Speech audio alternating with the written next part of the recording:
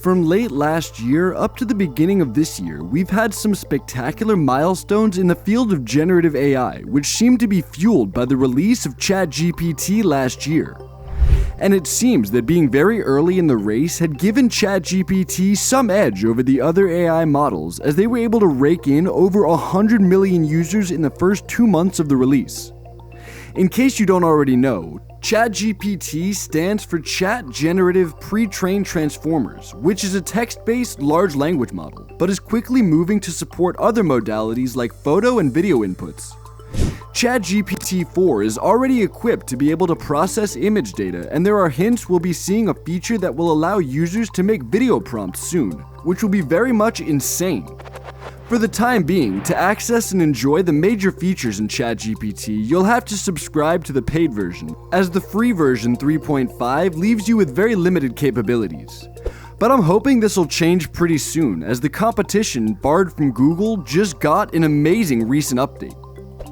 Just a few days ago, Bard granted its users access to the image-to-text feature.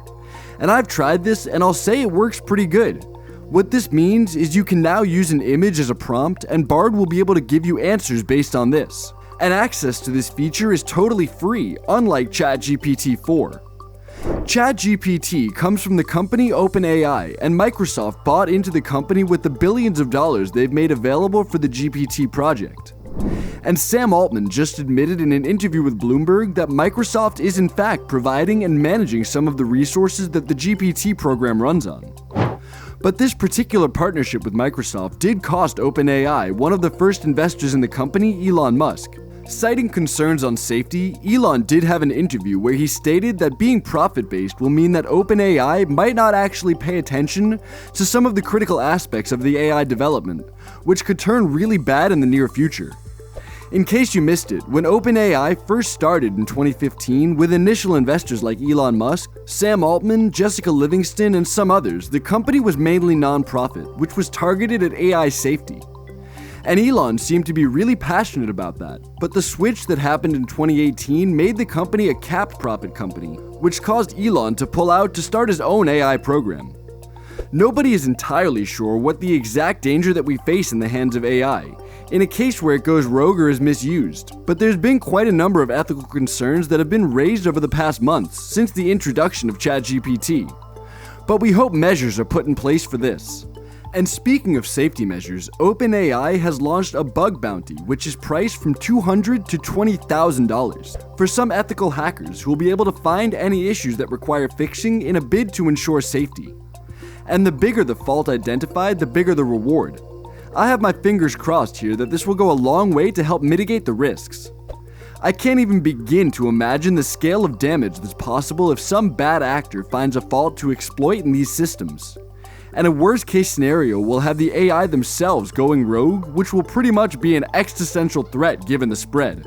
The thought that many will have is bordered around unraveling how the system actually works for these LLMs.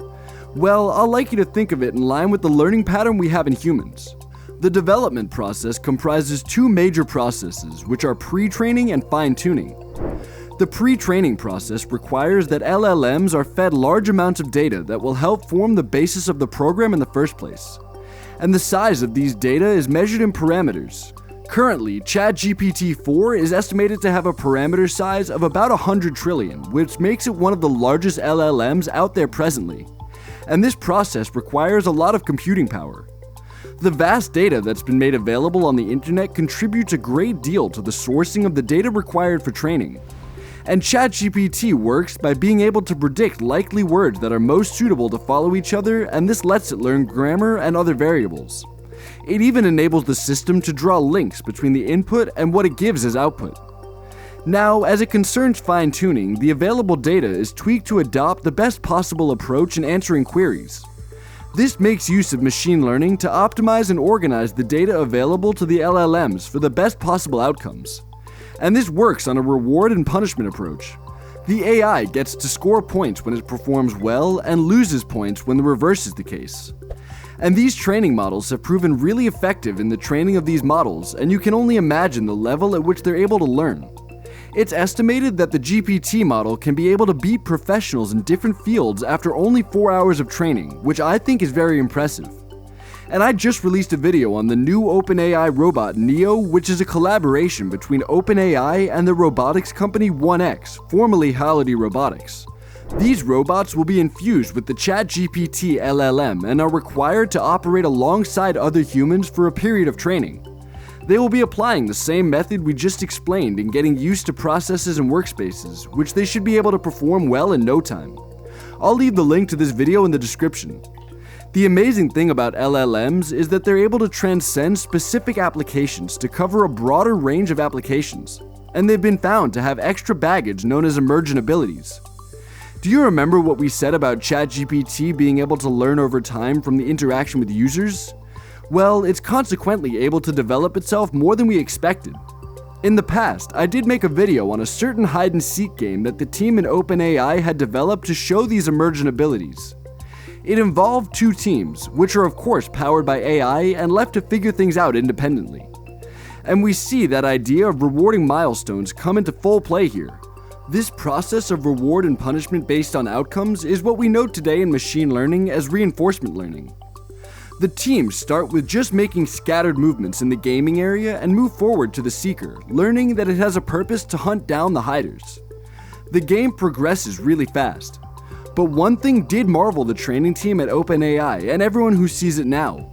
It got to a point where the hiders and seekers made moves that even the developers never thought possible. And this is just crazy. You can check out this video later, and it's an interesting one. AI has come a really long way, and still it seems we have much we're yet to see happen with regard to it. There have been projections that current AI systems with further training will be able to reach artificial general intelligence and even superintelligence, which points to one single fact, which is a challenge to human intelligence.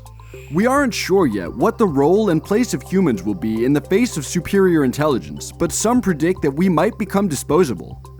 But this isn't a one-way street, as many others do believe that AI will only be here to help us make the best out of the opportunities they present, and might not be anything but tools for humans to optimize productivity.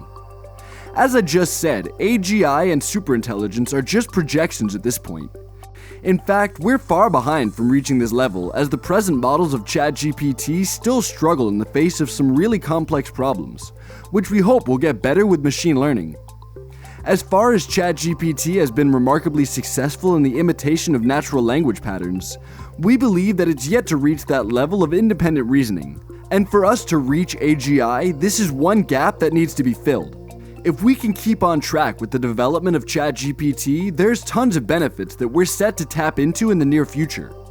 The most prominent seems to be advanced communication, and being able to access information has never been easier. Such yardsticks means there's a lot for the education of the masses and very speedy progress in the areas of research and development. Already, AI is being infused into existing applications to create some insane kinds of stuff that otherwise will be left to the imagination. Since large language models depend so much on the interaction with users to improve itself, there have been some ethical concerns as it borders around the privacy of the information users share. And I'll say that for the moment, it won't just be a great idea for you as a user to share any sensitive information on these platforms for the time being. However, OpenAI has made provisions in recent updates that allow users to turn off their histories, which is expected to automatically block the system from making use of these data in any way. If you fail to turn on this feature, the system will still be able to use whatever data you have for further training.